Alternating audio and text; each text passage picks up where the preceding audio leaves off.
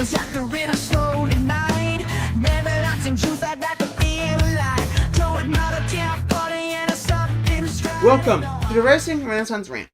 In today's episode, we're going to be going over the TKO Era.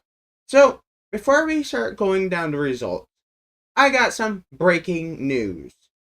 We have, so far, 4 superstars from WWE who already confirmed they will not have their contracts renewed, and those that seem to not be getting their contract renewed but has not been fully confirmed. With R-Truth and Carlito were the first 2 to announce that they will be leaving WWE and their contracts won't be renewed. Then, the next day, we had Valhalla, aka Sarah Logan, who has also confirmed that she will not be renewed. And then we got The Miz, who on his Twitter bio removed everything that included WWE or anything to refer to WWE or TKO. So it seems that he might also be leaving WWE. So that's your breaking news. Now onto the PLE Rundown. So here are the results. We have WWE Backlash. Jacob Fatu retains against Damian Priest. Drew McIntyre and LA Knight. Jeff Cobb debuts. Lyra Valkyrie retains against Becky Lynch. Dominic Mysterio retains against Penta. Gunther defeats Pat McAfee. And John Cena retains against Randy Orton with help from R-Truth. Saturday night main event. Seth Rollins and Braun Breaker defeats CM Punk and Sami Zayn. Bronson Reed returns and joins Seth's faction. Zelina Vega retains against Chelsea Green. John Cena retains against R-Truth. Jey Uso retains against Logan Paul. And Cody Rhodes returns and battles John Cena. Jey Uso retains against Logan Paul. Cody Rhodes returns and battles John Cena. NXT Battleground. Sol Ruka with Zaria retains against Kalani Jordan. Josh Briggs and Hank Locker and Tank Ledger defeats The Culling, Sean Spears, Brooks Jensen, and Nico Vance with Izzy Dame. Channing Stacks Lorenzo defeats Tony D'Angelo. Stephanie Frankier retains against Jordan Grace. Obafemi retains against Miles Bourne. And Trick Williams is new against Joe Hendry for the TNA World Championship. Now, that is your PLE Rundown. Now, onto Hot Take of the Month.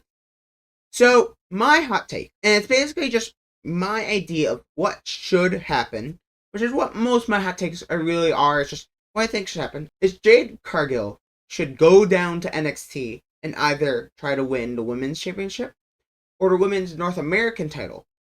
Because it will be a good way for Jade Cargill to show how they are with a singles title, while it's on the developmental or third brand of the company and not the main roster title. So they can be able to see how it works, but also allows her to keep working on her skill set and working on her moves, so then she's better in the ring because she'll be in NXT. And it will work well because they have a lot of new women from NXT coming up, so it'll be good to also send Jade Cargill down to get more practice in and become a champion while she learns. Now onto my predictions.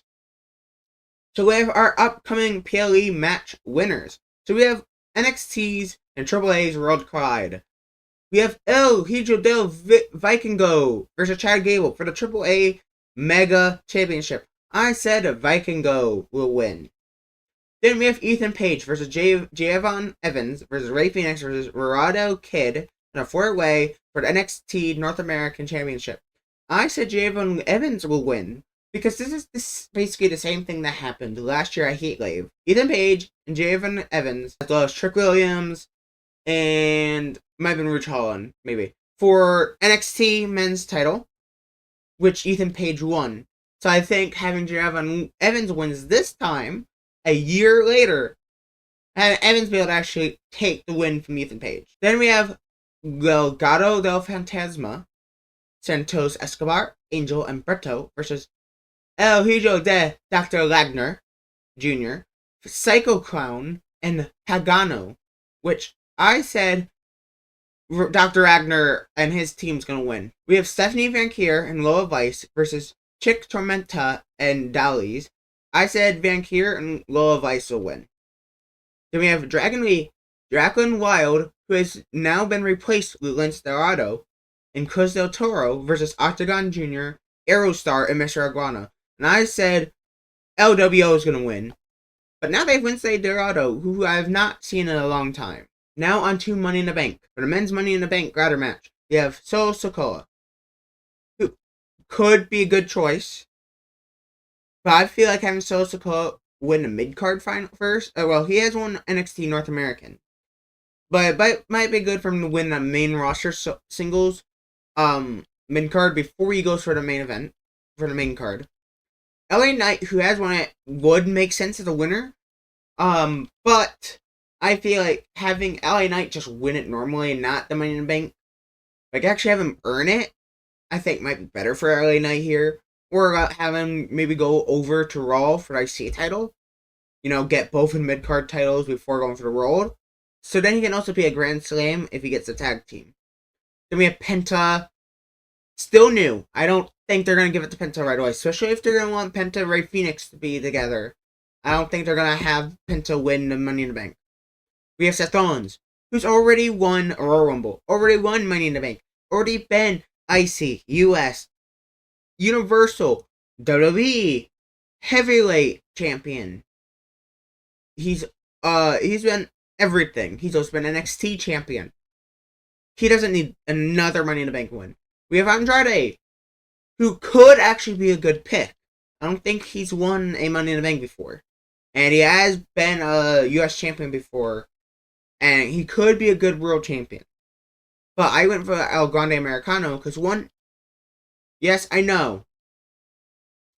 He is new to the company. Just like Penta. But El Grande Americano does not have a tag team partner or someone he's tag teamed with before. So because of that, makes more sense to have him be the solos guy of the faction. So having El Grande Americano win it and be whatever it is for Money in the Bank, would it be like El Grande or like El Money in the Bank or something? I don't actually, or Senior Money in the Bank? I don't know. I don't exactly know how it goes. I would kind of love that. It'll fit him. Especially because I don't think his other faction members, like Chad Gable, is going to win the title. Win AAA Mega Championship. And Ivy Nile, it hasn't won a title yet. And the tag team aren't the tag team champions. So, makes sense for El Grande. But I could see Andrade or LA Knight, but I don't see Solo Sikoa, Penta, or Seth Rollins. But I thought it was a more funny idea of playing El Grande Americano as the winner. Then we have Alexa Bliss versus Roxanne Perez versus Rhea Ripley versus Julia versus Naomi versus Stephanie Frankier for the Women's Money in the Bank ladder match. So, let's go down the list. We have Alexa Bliss, who has just come back.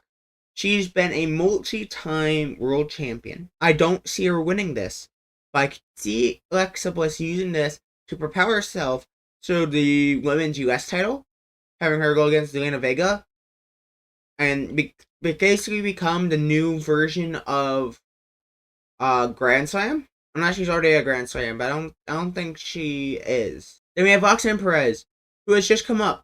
I was gonna pick Roxanne, but I'm not, because we already had Tiffany Stratton, who literally got it within her first time being drafted up. So I think Roxanne Perez is not gonna get it, because that was just a repeat of last year, and I don't think we're gonna get that. Then we have Rhea Ripley, who's been a world champion multiple times with their old titles and the new one, Sasha and Raw, multiple times. Rhea Ripley's not becoming Mrs. Money in the Bank. Then we have Julia, who I have picked. And the reason I did not pick Stephanie Frankier is because I think it would make sense for Julia, because Julia did become due to heel stuff with Roxanne. It would be a really cool heel thing for Julia to then have it, and I don't know what brand she's on. I actually don't know. But her as a heel would be really fun as Mrs. Money in the Bank. Naomi, I don't think it is, because again, she's also a multi-time champion, world champion. And you can have these multi-time world champions go for the mid-card titles and not take away these wins from the guys that haven't won a world or a mid-card title yet. Like, these guys who actually deserve to earn a shot, because it is supposed to push, because Money in the Bank is not like Royal Rumble. Royal Rumble is actually like the best of the best getting a WrestleMania shot.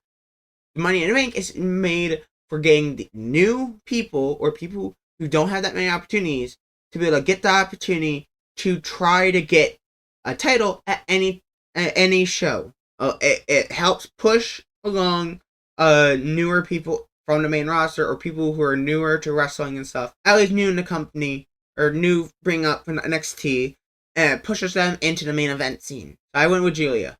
Then we have Cody Rhodes and Jey Uso versus John Cena and Logan Paul. I said Cody Rhodes and Jey Uso is going to win. Because I think CM Punk will get involved here. Then we have Lyra Valkyrie versus Becky Lynch. And I said Becky Lynch is going to win this.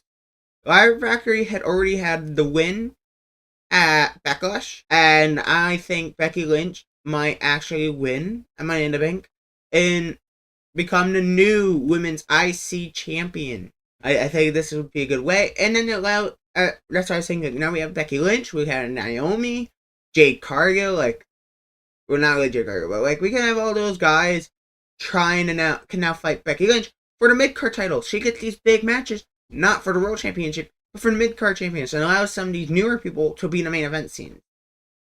Now we're on to potential PLE matches. So I got Logan Paul versus Cody.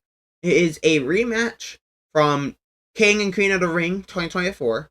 It will be Logan Paul versus Cody Rhodes.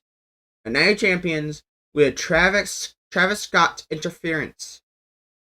I said Travis Scott would interfere again. Then we got Jey Uso versus Dominic Mysterio at Night of Champions. Now, hear me out. This is not going to happen. Neither is this next one. The reason why I want this is because I would love to see the mid-card champion versus the world champion of the same brand. So Jey Uso, who's the world champion on Raw, versus Dominic Mysterio, who is the IC champion, who is the mid-card champion of Raw. And then Jacob Fatu versus Cena. Jacob Fatu being the SmackDown mid-card champion versus Cena, who's the SmackDown world champion. Normally it's world champion versus world champion, but that's now basically what Crown Jewel has become. So it would make sense then to have it be world versus mid-card, because then you could have the upset of, hey, this mid-card champion just pinned or beat the world champion.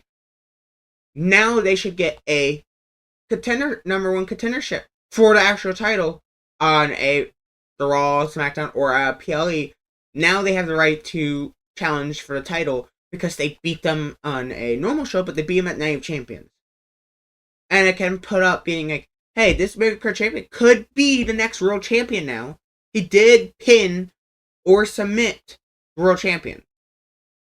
So it could really push himself forward. But I said for SummerSlam, it would be CM Punk versus John Cena, which a lot of people are saying. But that could change because of the stuff at Night of Champions. We're probably not going to be the Jacob versus Cena and Jay versus Dom. We could see a Cena versus Logan, because if they break down because of the Cody and Jey Uso winning, and John Cena and Logan Paul then have to fight each other, then we could see Cody Rhodes face Travis Scott if Travis Scott actually interferes at Money in the Bank. And now, to end it off, we have Superstar Spotlight, which is praise of Superstar for SmackDown, or the last episode released, to NXT the day before recording.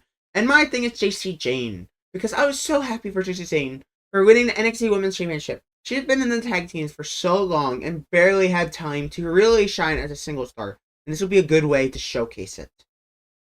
I am so happy for you, JC Jane. Congrats, and I hope you shine very well. So, thank you guys for watching. See you guys next time, and good.